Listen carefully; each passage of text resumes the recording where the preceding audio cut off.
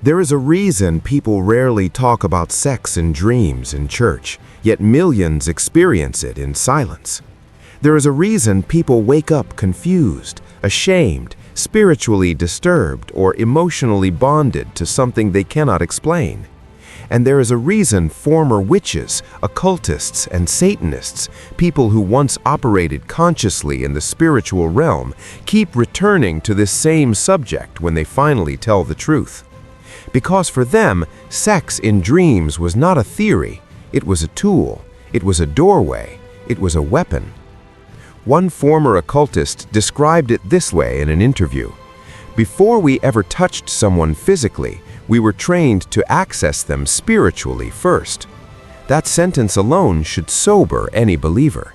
Not because everything that happens in dreams is spiritual, but because some things clearly are, and the people who once abused those systems know exactly how they work.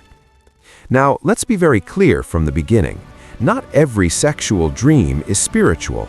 If a pastor starts there, he loses credibility.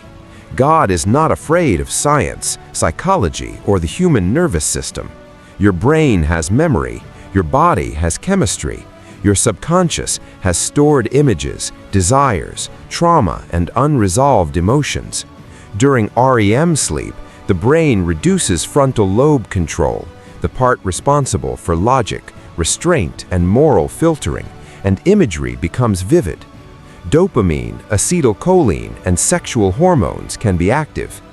This is why psychologists acknowledge that sexual dreams are among the most common dream categories across cultures. This is normal human physiology. But here is where science stops and where discernment must begin. Psychology can explain why sexual imagery appears. Neuroscience can explain why the body may respond physically.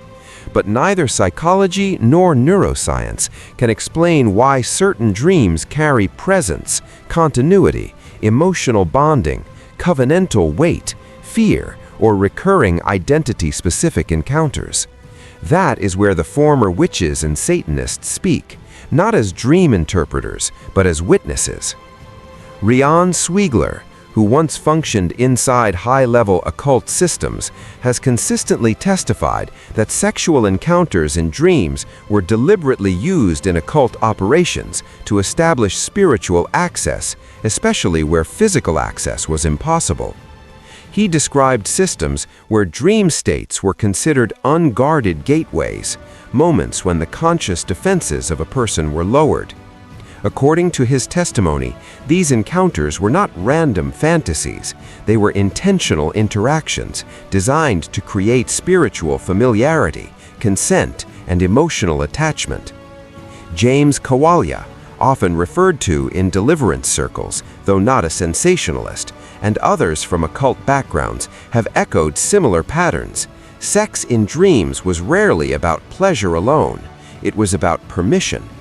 In occult theology, repeated exposure, even without conscious agreement, was believed to weaken spiritual boundaries. Whether one accepts every interpretation or not, what matters is the consistency. They all describe sex in dreams as relational, not merely symbolic. Now let's bring Scripture into this, not to force a doctrine, but to illuminate principles. The Bible never reduces dreams to fantasy. Job says, "For God speaks once, yes twice, yet man perceives it not, in a dream, in a vision of the night." Dreams are not neutral spaces, they are communication environments. That does not mean every dream is from God or from demons, it means dreams are access points. When Scripture speaks about sexual union, it never treats it as casual. "The two shall become one flesh" is not poetry, it is ontology. Sexual union, even in its symbolic form, is covenantal language in the Bible. Paul goes as far as saying that sexual union joins spirits, not just bodies. That alone should tell us why the enemy would counterfeit it. Former witches often testified that the goal was not orgasm, it was bonding.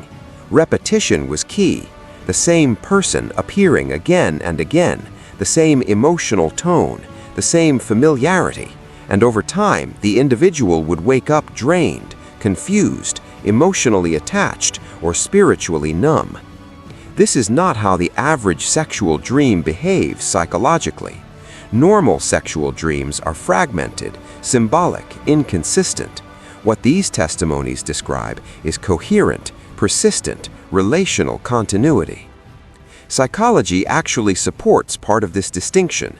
Recurring dreams with consistent characters, emotional continuity, and memory-like progression are classified differently from random dream imagery. They engage memory networks rather than symbolic processing alone. In other words, the brain itself treats them differently. Now let's talk about trauma and vulnerability, because this is where science, psychology, and spiritual warfare intersect. People with unresolved sexual trauma, abandonment wounds, or deep loneliness are more susceptible to intense sexual dreams. Psychology explains this as the subconscious seeking regulation or comfort. Former occultists explain it differently. They believed trauma created soft entry points. Scripture gives us language for this too, a broken hedge. Different vocabularies, same reality. This is why mature teaching is critical. If you tell people every sex dream is a demon, you create fear and obsession. If you tell people none of them matter, you create ignorance. The truth is discerning fruit, pattern, and consequence. Ex-witches repeatedly emphasize patterns. One-time occurrences meant little. Repetition meant strategy. Emotional attachment meant success. Spiritual dullness afterward meant access was achieved. These are their words, not fantasy, not imagination.